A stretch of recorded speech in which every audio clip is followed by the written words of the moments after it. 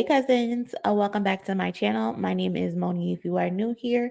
And today we're going to be getting into a video by our guy Loesta, the creepy billionaire rappers sell their soul to Michael Rubin. Now, if you've been living under a rock, Michael Rubin has recently been in a headline, I think, what the last 1 or 2 days, in regards to his Breakfast Club interview. I honestly still don't know why the hell Michael Rubin was on the Breakfast Club, but he made headlines for a few things he said. The most prominent one being is that Michael Rubin says that he hates that black people hate on black people the most. Now, it caused a bit of an uproar, and rightfully so, because why is this white man feeling comfortable enough to get on this black syndicated program and tell black people what he hates about black people?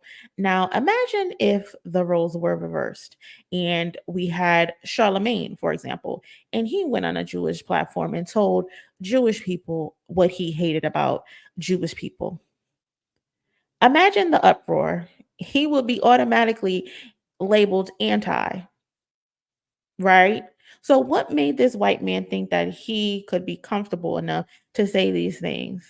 I think it has to do with the fact that he throws these weird parties, these all white parties, and he have all of these black people, all of these black rappers, all of these football players, and they got Michael Rubin feeling comfortable that he could come on this platform or anywhere for that matter and say what he hates about black people instead of going on said platform and talk about what he hates about his own people. For example, I could talk about white people killing each other and how Mary Sue just killed her husband with cyanide poison for their life insurance money. But we don't do that. You know what I mean? But before I get off on a tangent, let's get into this video by our guy Loesta, the creepy billionaire rapper sell their souls to Michael Rubin. I don't know, Michael. But a lot of times, the nerdy whites, they want to partner up with the kids at the cool table. Snoop told a story one time when he said the dudes from Uber was with Suge, and they begged Suge to come introduce them to Snoop. These dudes be going to Seed Capital. I just want to be around Kevin Durant. I want to be around Nas. I want to be around all of these cool people that I grew up on. I was the nerdy dude. Now I got enough money to mesh with them. Everyone knows that money rules the world, and the rap game is no exception to that rule. But the puppet master behind many iconic artists is a truly sinister and creepy man. Michael Rubin is an industry tycoon, and his name... And first of all, look at his eyes. He already looks weird. Like, look at his eyes. They seem very, like, dark. I don't know. Really started circulating along with this embarrassing clip of gangster rapper Meek Mill, as some of you may recall, where bro was literally bunny hopping like an absolute psychopath on camera. Why are you doing bunny hops, Meek? Because you got your ass beat in tennis. You got your ass beat. Keep going. Count out loud. Count out loud. And it's slowly... Meek, really? And then with his most recent comments, Meek Mill gets on Twitter some I have these conversations with Michael Rubin, but I don't know how to tell him about the violence and stuff like that. Why don't you know how to have this conversation with him, Meek Mill? Especially just because yesterday you was sending tweets to Kamala Harris talking about, oh, you want to have conversations with her about reform and about how black and brown men in your community commit the crimes that they commit out of survival mode. So if you can have this conversation with Kamala Harris, why can't you have this conversation with Michael Rubin? Oh, there's no black voices or loud people to have these conversations with. You can't. You're not a black man, Meek. You're cool with him. Why don't you think you can have this conversation with Michael Rubin?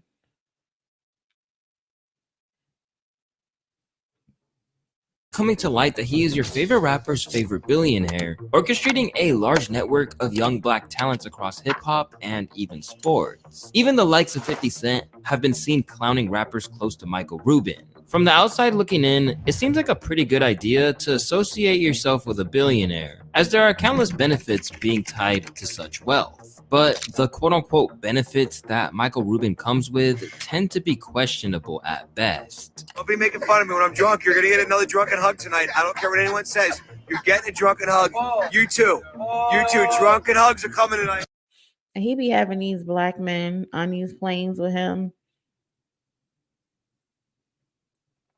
like they some groupies.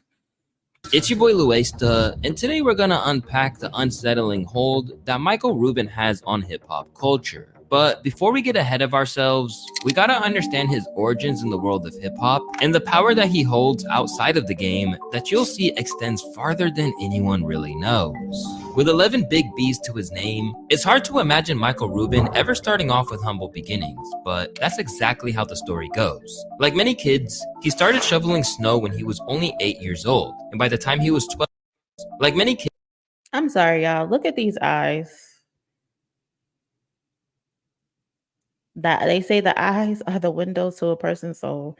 These eyes are creepy as hell. He started shoveling snow when he was only 8 years old, and by the time he was 12, he had a ski repair shop that eventually raised. Is this him? This looks nothing like the person that I just had a freeze frame of. In 125K a year. His keen eye for business carried into adulthood, and perhaps his most important money move came in an early investment with Fanatics, the top sports merchandise company in the entire world. This wasn't a one-off expense though. Rubin loved sports, and he eventually was inspired to purchase the Philadelphia 76ers and became its most popular owner, despite sharing the team with several others. And it was courtside at a Philly game where he met the So that's how he knows Meek Mill, because he works with the Philadelphia 76ers. Gangster rapper Meek Mill, fresh off the scene after coming up with moving and raw bars like these. Some summer nights can even turn cold. In the streets of Philly where niggas don't even get to turn old. My heart pumping to it turn gold. The two men were from completely different worlds, but they would end up having far more in common than one would expect. And they would begin to bond over sports, business, and more. As conversation continued, no one would expect the can of worms that was about to burst open from this single interaction. And it would change the course of modern rap entirely. So my daughter was just talking to Nikki, and Meek's like, you know, in his way, he's like, "Who are you?" I'm like, you know, the Sixers guy. No. And then within a second, what I loved about Meek from the moment I met him, he just started peppering me with business questions. Like, hey, if I want to do this, how would you do that? And if I want to just do this in sports, and if I want to put this deal together. And in a lot of ways, he was a similar version of me from a completely different environment. They continued to meet a few times as a friendship was truly beginning to form, and in their talks, Rubin would eventually learn about Meek Mill's ongoing legal struggle. One night, maybe we'd hung out at the games maybe 10 times, and we were at halftime. And I'll remember this for the rest of my life. I said, hey, I'm going with some friends to the Brigada afterwards. You want to come? He said, I'm not allowed. I'm like, do you need permission from your mom? That's literally what I said to him. I said, you need permission from your mom? I was joking. I was being a wise ass. Yeah. He's like, no, I'm on probation. I'm like, how's this probation thing work? He's like, I'm not allowed to leave. You can't go across the bridge. 10 minutes. He's like, I'm not allowed. I'll get arrested. I'm like, what'd you do again? You see, Meek Mill was under serious pressure from a 2007 incident involving a case where he was locked up for illegal fire and possession. He got 2 years behind bars plus 5 years probation, and when his probation period was supposed to expire, a hard-ass judge continued to hold him on a legal leash. And things would not change for him as he grew older, even though his rap career was flourishing. In 2017, Meek picked up more probation charges for popping Willie and getting mixed up in an airport brawl, violating his current restriction. Bro, if you know you on probation, why would you do more stuff to put yourself in more issues? Come on, Meek. And when Michael heard about his new friend's struggle and realized it was a problem on the judge's end, he decided to step in. I'm not gonna say who I called. I started calling people of importance to find out, is everything he's telling me true? Like, I was hearing all I was hearing was everyone loves him, but he's got this crazy judge. But you know what? I want to make sure You see how it's so easy for them? All you gotta do is make a phone call, talk to this person, talk to that person, and I can get you out. Ain't that crazy? Ain't that privilege amazing? That's some amazing privilege, right? Must be nice. I'm always on guard. If you're in my situation, you're always. And so I kept getting back. He's done everything he's been asked from a probation perspective. He's well liked. He's a good guy. Yeah, he's a little bit on rap time sometimes, but this is a good guy. He's doing lots of charitable things. I wrote this letter, which I never thought it would become public. It became very public. I wrote this letter and basically talked about my relationship with him. I basically said, like, look, this become one of my closest friends. Like, he knows my daughter well. He knows my mom. He knows, all of my, partners in the Sixers. Despite Rubin's letter and his appearance in court during the hearing, the judge still sentenced Meek to 2 to 4 years in prison. This was a shocking verdict considering everyone involved had strongly recommended against prison time, including the parole officer. It was abundantly clear that the judge had a vendetta against the young Philly native, but lucky for Meek, he had a billionaire friend in his corner of the ring. I look at Meek, and he always wants to be Mr. Tough Guy. His eyes turn pink. There's tears coming out of his eyes. I can't remember the last time anything made me tear up. I have tears coming out of my eyes, and I looked at him. I'm like, I will not stop until you're out of prison and she's off the bench. And that's exactly what he sought out to do, pouring over $6 million alongside Jay-Z to hire the best investigators and lawyers to fight for Meek's freedom. And to Millie, it meant the world. You're now sitting in an orange jumpsuit, and you're still smiling from ear to ear. Does anybody know if Rick Ross contributed to any of this? Like they said, Rubin pulled together his resources, Jay-Z pulled together his resources. Did Rick Ross do anything? Does anybody know? Here, I don't get it. Like you said, if it were me, I'd be so mad. How are you happy? Meek sat there, thought about it for like a minute. He said, Robert, I've been sent to prison 3 times for never committing a crime. This is my entire life. I've been in and out of this thing my entire life. This is the first time people are fighting for me. You're here to see me today. Michael's been here 20 times. There's a crusade to free Meek. This is the first time that's happened. All that effort was worth it in the end, as the judge would eventually get revealed to be super corrupt, even beyond the courtroom.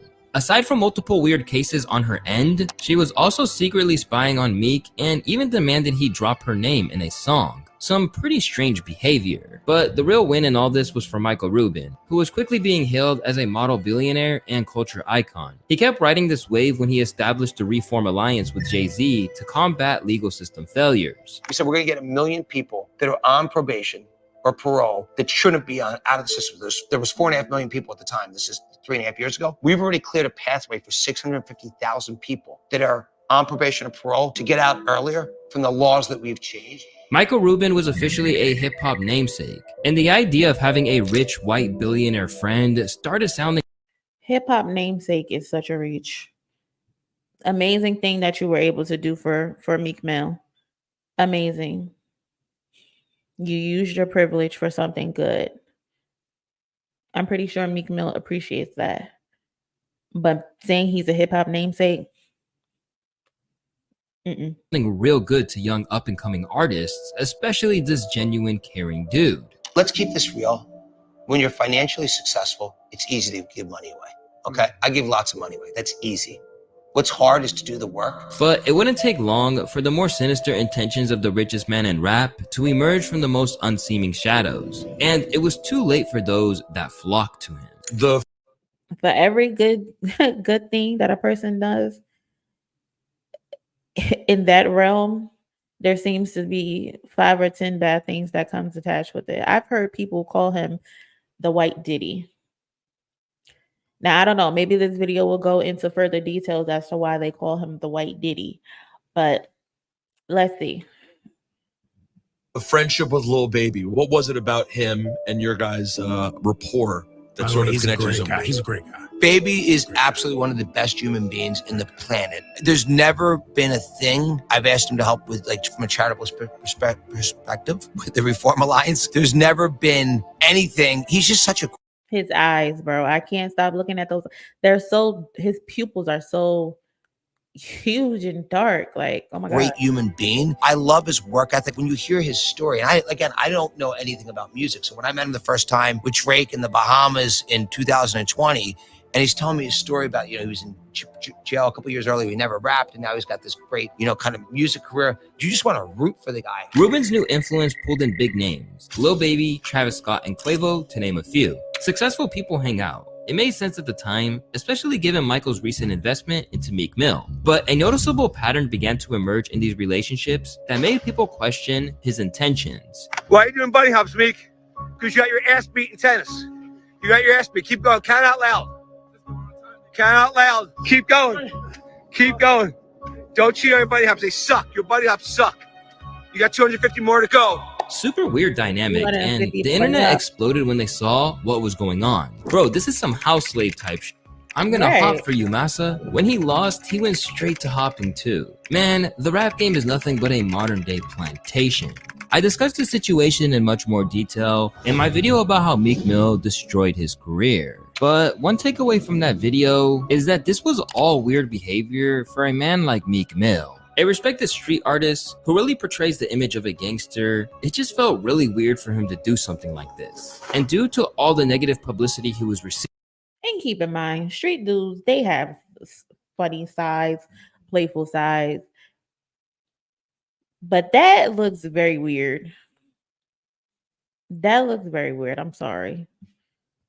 Two white men in the background laughing, telling you to bunny hop. I get it. You lost the game. When you lose games, you're probably supposed to do something. But I can see why that had people questioning what the hell they were looking at. Meek Mill tried to explain that this was a game played in prison. But of course, that only got him flamed even Why are you playing games you played in prison with two white men?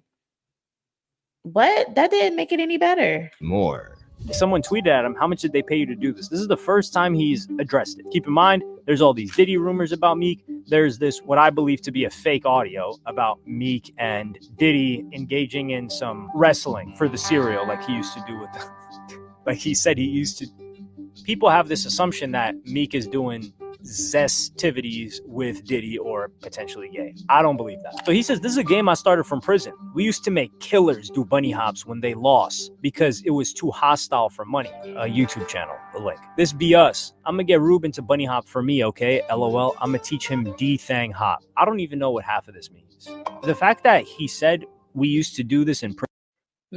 I don't know if y'all have ever seen, I don't follow him, but sometimes his tweets appear on my timeline, especially now with that For You tab that Elon has created. When you read some of these tweets from Meek Mill, you just get like a big brain fart. Like half the time, I don't know what this guy be talking about. I don't even think he knows what he's talking about. Prison, and we used to make killers do bunny hops. This is one of those things where if Meek was right next to me and showed me the phone, anybody really, I'm looking at him like, dog, that is not what you want to send out. You used to make killers do bunny hops. What are you talking about? And then I'm gonna get Rubin to bunny hop. And this is the thing, him getting Michael Rubin to bunny hop for him has no effect on Michael Rubin. Most people don't even know Michael Rubin is the owner of the company that he owns. The clip of him doing bunny hops got so much attention that it resurfaced amid the Diddy allegations a while back as well. To make matters worse, this wasn't an isolated incident, as Lil Baby was another rapper who was a victim of one of Rubin's house bets that caught people's attention, and not for a good reason. What's the bet? I go to sleep from 5 to 4, you get 6 braids. 6 braids coming off your head. 6 braids off the back of your head if you fall asleep from 5 p.m. until 4 a.m. My entire head. Bet. Bets between friends aren't unheard of. But the eerie part of all of this is that we never even seen Rubin lose. It leads us to ask questions like, is Lil Baby really gonna get into Rubin's bed and shave his hair? And if Meek lost that bet to anyone else, is he really letting his homies post the video online? The answer is obvious, and the truth becomes crystal clear when we see Kanye, one of the most high self-esteemed humans to ever walk Earth at this point, get talked down and demeaned on a post. So this is what really happens with Peter, Evie, Kanye. What we do on our way to a Vogue event, ribs and French fries. So what does Rubin have to say about all this? Well, he'll tell you that these are all mutually beneficial relationships, and the business mogul knows he can get to these successful artists for tips and ideas as well. You were asking about Baby before, like, does he come to me for advice? He comes to me for business advice all the time, but I go to him for advice on stuff too. I'll ask him like, hey, will this, is this a good idea or a bad idea? While this could be true, the real benefit for Rubin, besides whatever freaky stuff is going on behind closed doors, is the marketing leverage that hip-hop superstars give him and his companies. And rather than being a pushover guy paying these rappers to be around and do his bidding, it really seems like Rubin is the guy calling the shots. Even in this incident with Meek Mill on a private jet. Mike, get up off me, dog. You heard me, Mike? Get up off me, man. Look, this man on my legs, y'all. Buddy is too friendly, too touchy-feely. It's doing the most. And I don't know this man from a can of paint. And like I said, they called him the White Diddy for whatever reason. But looking at this man, he low-key reminds me of a story that I read a couple of years ago. Again, I'm not saying this is him, but it reminds me of a story a couple of years ago that I read about this white doctor. I don't know if he was a millionaire, but he had a lot of money. He was a doctor. And he would recruit young Black boys, bring them back to his house. These usually are poor Black boys, would bring them back to his house, and he would drug them up and he would have sex with them. And to the point where I think he had 1 or 2 victims who ended up dying because he drugged them up so much and had sex with them. Like, this is what this screams to me. This screams to me a white billionaire who has fetishes for Black men, Black athletes, Black rappers, and he gets them to do strange and weird things for his fetishes. Again, this is no truth to this. I don't know if this is true, but this is what I get. This is what I feel. It's very weird. I don't know. It's weird. And then if this was anyone else, especially if this was another Black person, Meek Mill and Little Baby would not be allowing this white man to grope them up, hug them from behind, feel on his legs. They would not be laughing, hey, Mike, don't touch me. They would feel violated if this was anyone else. And you can't tell me otherwise. They would feel violated. Get this man. Don't be making fun of me when I'm drunk. You're gonna get another drunken hug tonight. I don't care what anyone says. These laughs feel so fake. It's like they're laughing through the pain. Like, these don't feel like real genuine laughs. These feel like nervous laughs. I don't know what's gonna happen next laughs.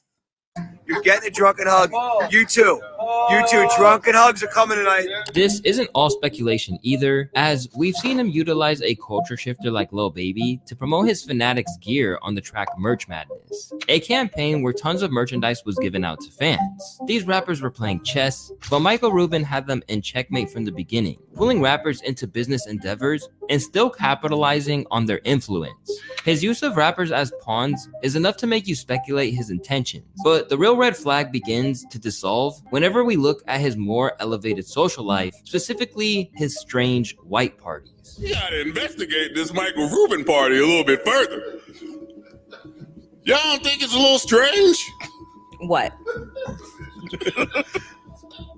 What? Help me out. The consistency of the A-list celebrities that go there. The hugging. What other party in the universe do you see that many of that level A-list people at the same spot at the same time? This annual Look like initiation events.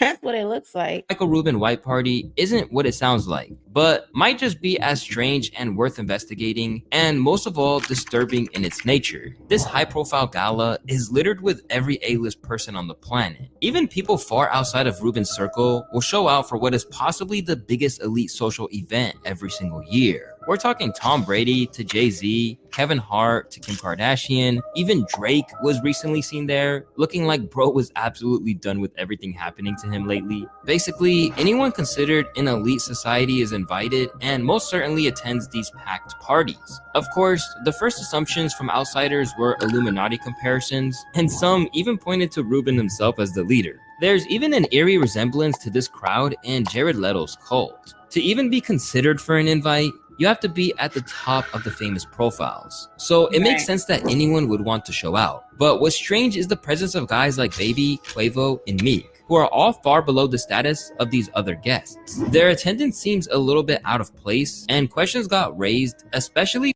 And to be honest, I don't think they're out of place. But I guess I get the point he was trying to make. When they found themselves in more questionable scenarios at the hands of Michael Rubin. Now, what in the is this? Ain't no fucking way. These motherfuckers got him in a reverse Oreo and he's showing all teeth. That guy, Michael Rubin, he needs culture. I listened to him on a podcast and all he talked about was trying to sell to culture. Well, here's the thing. You having $1 billion don't matter if niggas don't fuck with you. So what is it in your benefit to do? Befriend niggas. Befriend the hottest, like. You got me agreeing with fucking academics. What are we doing? You got me agreeing with academics. What are we doing? Oh, the best parties. Who knows how much money? He probably lost millions off of this party.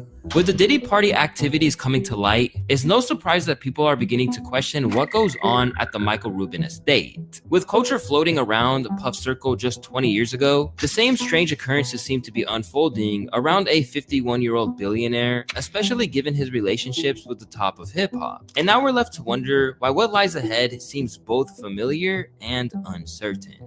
Yo, what the that says Rubin on his underwear, yo. I just noticed that.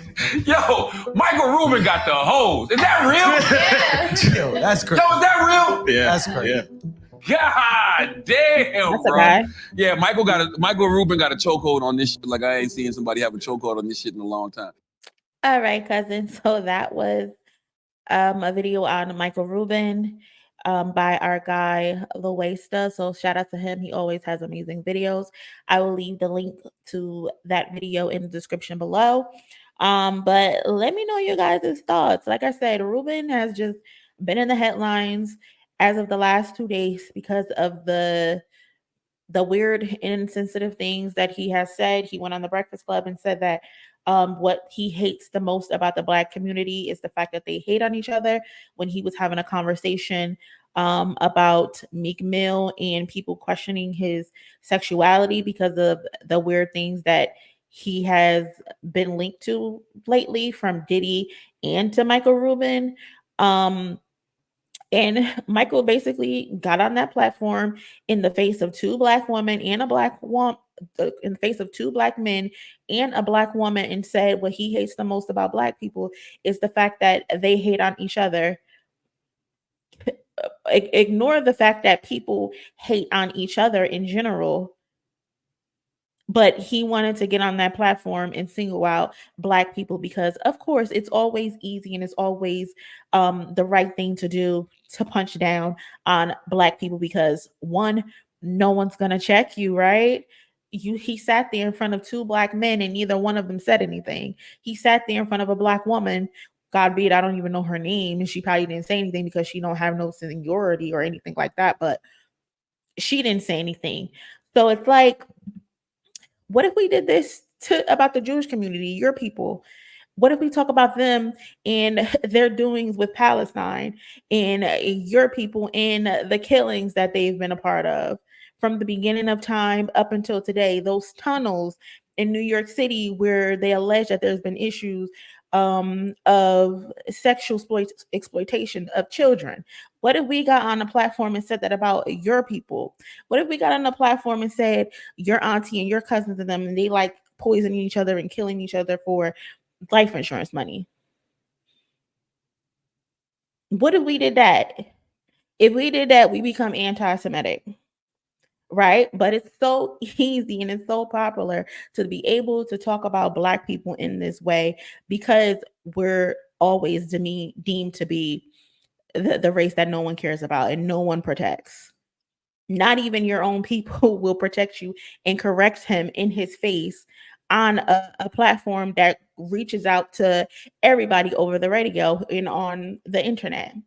Charlemagne nor Envy said anything. They just asked him to elaborate. And apparently people are assuming it was Jay-Z who called him and checked him and told him, you can't say those things. And then Michael Rubin got on his social media and said a good friend of his called him and let him know he can't say those things. And many of people believe it to be Jay-Z. And I wouldn't be shocked if it was Jay-Z, because him and Jay-Z do have some type of relationship, because we've seen Jay-Z show up to his parties.